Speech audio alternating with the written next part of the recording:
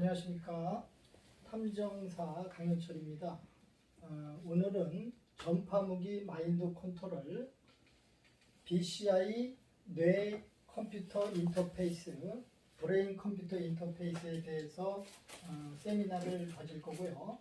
브레인 인터페이스 양방향 뇌파 통신에 대해서 프레젠테이션 하도록 하겠습니다.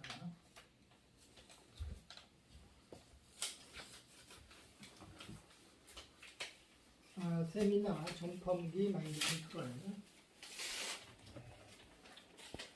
진행은 전파무기 마인드 컨트롤 학문과 과학과 기술과 법적 증거를 토대로 입증을 하는 프레젠테이션을 할 건데 전파무기는 지금 현재 뇌파를 이용을 해서 통신을 하고 있어요. 사기통신, 협박통신, 소음으로 사람들 이명 피해를 주고 있는데 의사들은 이명이라고 하지만 사실은 뇌파 통신입니다.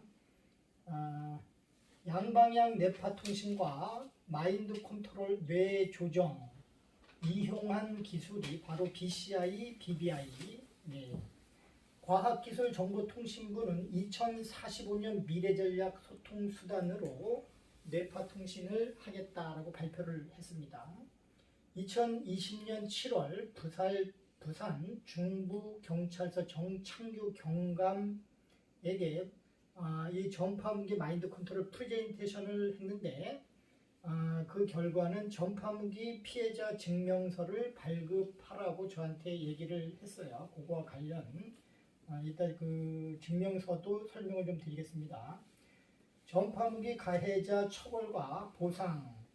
전파무기 가해자는 현재 공소시효 25년 형사소송법상 사형에 해당하는 범죄자다라고 2020년 9월 부산지방검찰청 김민정 검사가 처분을 하였습니다. 이와 관련해서 또 설명을 좀 드리겠습니다. 전파무기 가해자 처분이 되고 난 후에 피해 보상과 관련해서 과연 얼마나 받을 수 있는가 그거에 대한 근거도 설명을 좀 하도록 하겠습니다. 전파무기 가해자 현행범 체포 전략. 우리가 전략이 없으면 무기 900억짜리 통신사 교환기 슈퍼컴퓨터를 가지고 있는 놈을 이길 수가 없어요. 그 전략은 무엇인가?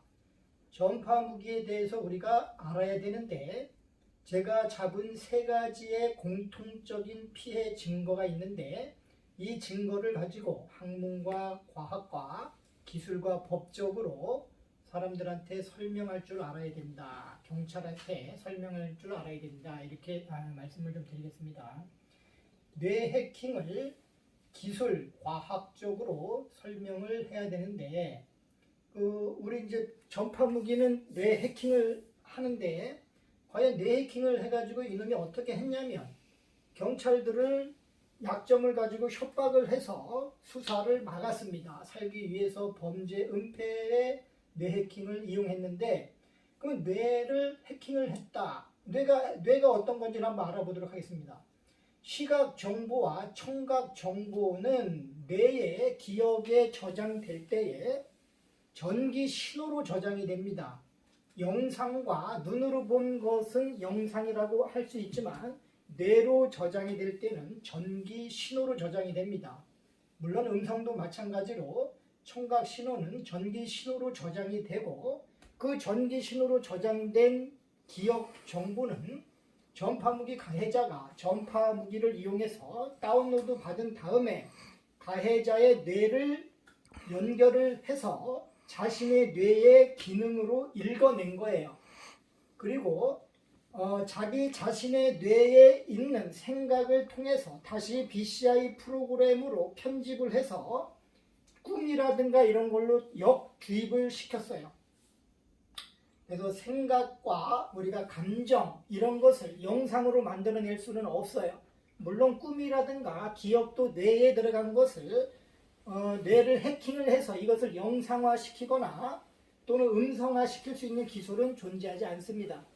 그런데 이걸 가지고 협박을 해서 약점으로 조직원을 만들고 또는 그 사람을 범죄에 이용도 하였습니다.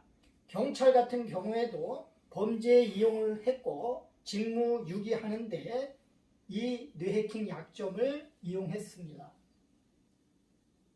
이런 진행 순서로 오늘 전파무기에 대해서 알아보겠습니다. 아까 말씀드렸듯이 국어사전 학문적으로 전파무기 검색을 하니까 전파무기는 전파를 이용한 무기 통신기 또는 레이더가 있다 이렇게 있는데 이용한 전파를 머리에서 탐지를 했어요. 전파를 이용했으니까 이용한 전파를 탐지를 해야 되겠죠. 3G, 4G라고 하는 것은 1G, 2G, 3G, 4G, 현재는 5G 시대에 이렇게 얘기합니다. 3G, 4G라고 하는 것은 2GHz 대역의 주파수를 얘기합니다.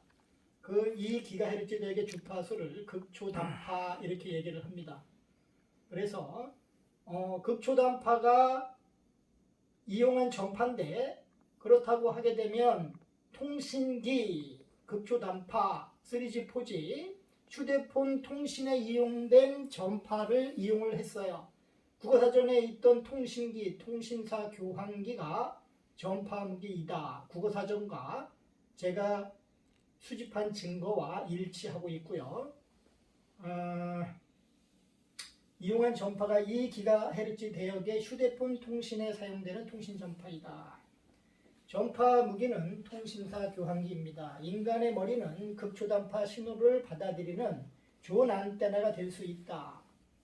인간의 머리, 극초단파, 그 다음에 이 극초단파를 받아들이는 좋은 안테나가 될 수 있다라고 미국 과학자들이 미국의 외교관들이 극초단파 공격을 받은 이후에 조사를 한 후 연합뉴스 기사에서 보도를 했어요.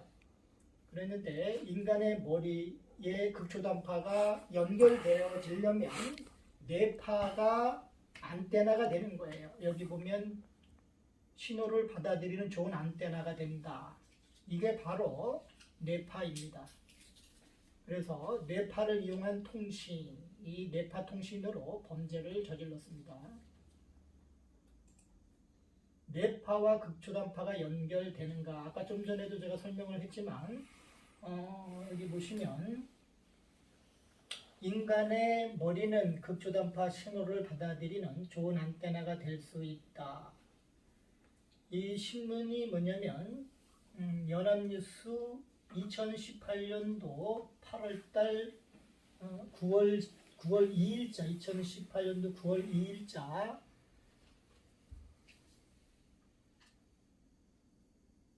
미 외교관 극초단파 공격 받은 듯 해서 신문 기사가 실렸어요. 여기에 보시면 인간의 머리는 극초단파 신호를 받아들이는 좋은 안테나가 될 수 있다라고 과학자들이 얘기를 했다.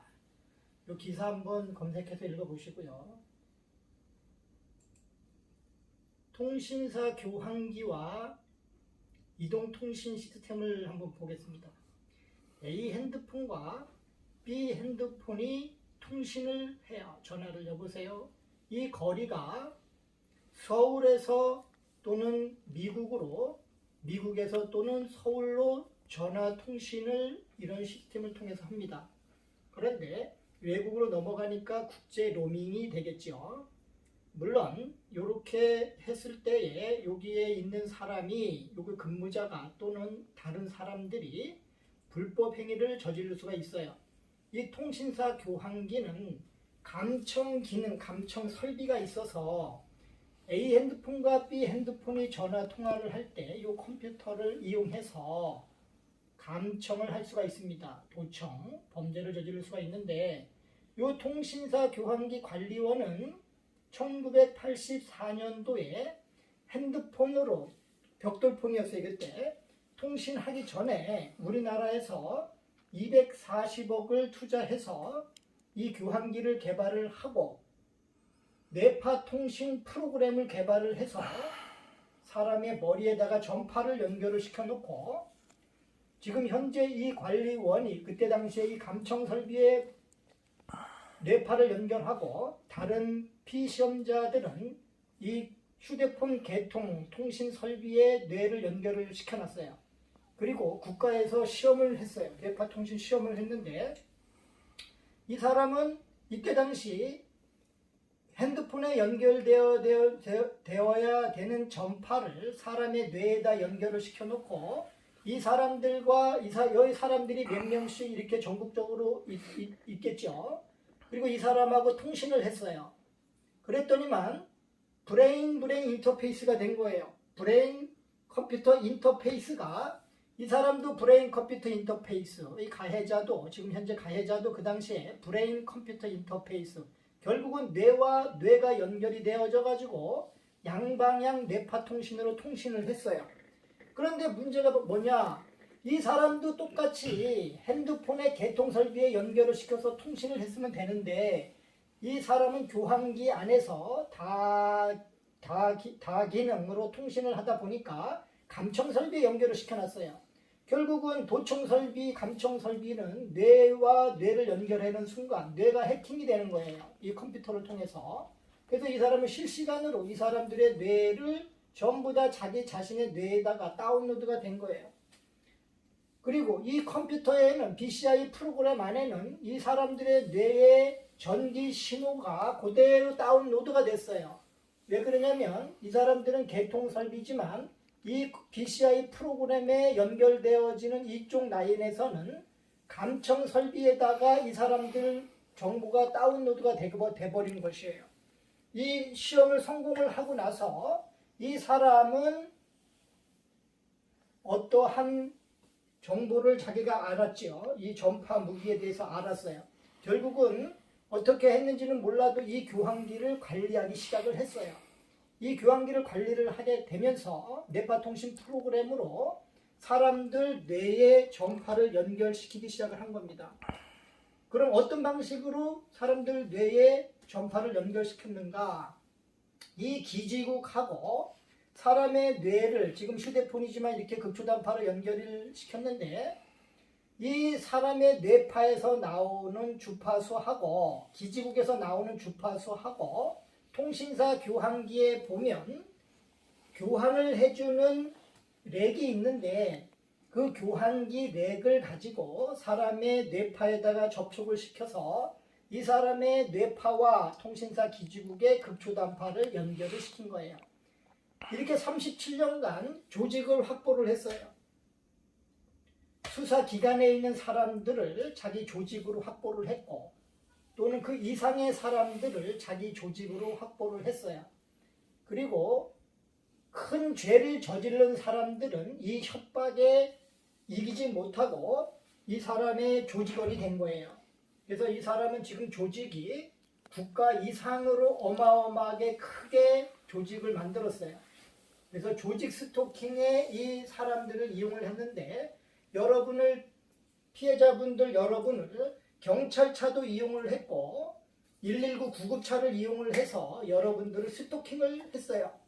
그리고 여러분들이 주변에다 그런 얘기를 하게 되면 미친 사람이 되도록 그 주변에 있는 사람들을 마인드 컨트롤을 해가지고 절대로 이런 뇌파 통신이 불가능하다라고 그 사람들을 마인드 컨트롤을 시킨 겁니다. 자, 뇌파 통신이 왜 불가능할까요? 뇌파 통신은 뇌파라고 하는 주파수 안테나와 통신사 극초단파를 연결만 시켜 놓으면 뇌파 통신이 가능합니다. 그런데 기술적으로 오늘 과학적으로 또는 학문으로 전파 무기에 대해서 설명을 드리도록 하는 것이고 뇌파를 기지국을 통해 교환기로 수신하여 범행을 하였습니다. 뇌파를 수신한 장비는 교환기 렉입니다. 범인은 수원 SKT 통신교환기 관리원이고 이 교환기를 범행에 이용한 것입니다. 그런데 지금 교환기는 계속 그 뒤로 업그레이드가 됐어요. 그렇지만 이 사람은 계속 이 자리에서 일을 했는데 처음에는 이 교환기 사업을 누가 했냐면 국가가 했습니다. 한국이동통신서비스 주식회사 1984년 영업을 시작해서 1994년까지 영업을 했고 그 이후에는 성경그룹이 인수를 하고 97년도에 성경그룹은 SKT라고 상호를 변경을 시켰어요. 그래서 우리나라 이동통신은 1G 시대 때부터 지금 5 시대까지 이 사람이 계속 엄청난 많은 사람들의 뇌파에다가 저파를 연결시켜서 범행을 저질러 왔습니다.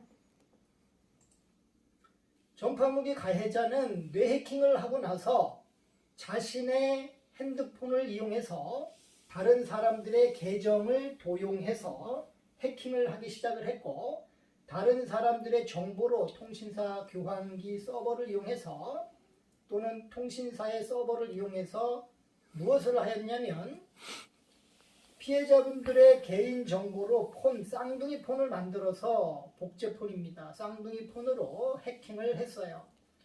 그러다 보니까 이 전파무기 가해자가 자신의 폰으로 계정을 도용해서 해킹을 하다가 범행을 잡혔어요. IPv6 2001-4430-32 이 IP 주소는 집 주소와 같은 역할을 하고, 이 집 주소와 같은 역할을 하기 때문에 이 IP 주소만 있으면 가해자의 신상 정보는 수사기관에서 잡아낼 수가 있습니다.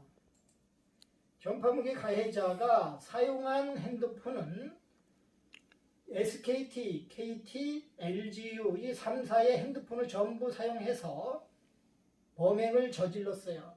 계정을 도용해서. 그래서 모두 IPv6를 IP 주소로 사용하고 있었어요. 이 세 개의 IP 주소를 모두 잡아냈습니다. 3사의 통신사 핸드폰을 개통하여 복제폰 범행과 계정 도용 정보통신 범죄를 저지르다가 범행이 들통나니까 IP 주소가 잡히니까 이 IP 주소를 관리하는 국가기관이 한국인터넷진흥원 후이지입니다. 이 서버에 침입을 해서 사용자 할당 정보를 삭제하는 범행을 하였어요. 자신의 IP 주소 할당 정보가 있어요. 이 IP 주소에 할당 정보를 삭제를 했는데 그 삭제를 한 것을 증거를 한번 보도록 하겠습니다. 해킹한 IP 주소를 어떻게 조사를 하냐면 한국인터넷진흥원 후이지에 이렇게 조회를 할 수가 있는데, 조회를 하게 되면 IPv6 주소가 이렇게 나옵니다. 그러면 이 주소에 할당 정보가 나오는데, 여기 보시면 조회하신 IPv6 주소에 대한 유의관리 대행자의 사용자 할당 정보가 존재하지 않습니다. 이렇게 범행을 저질렀어요. 이것은 SK텔레콤이 현재 할당 회사고, 이 할당 회사가 국가가 한국인터넷진흥원 후이즈가 SK텔레콤에게 이 할당 관리 대행을 하도록 했는데 이 할당 정보는 존재하지가 않는다. 그러나 이 압수수색을 해서 포렌식 프로그램으로 살려서 사용자 할당 정보를 확인할 수가 있습니다. 이렇게 해킹한 IP 주소를 조회를 해서 IP 주소를 알아낼 수 있고 할당 회사를 알아낼 수 있습니다. 자신의 할당 정보를 삭제한 이 범행은 인터넷진흥원 후이지에 고스란히 남아서 큰 증거가 되고 있습니다.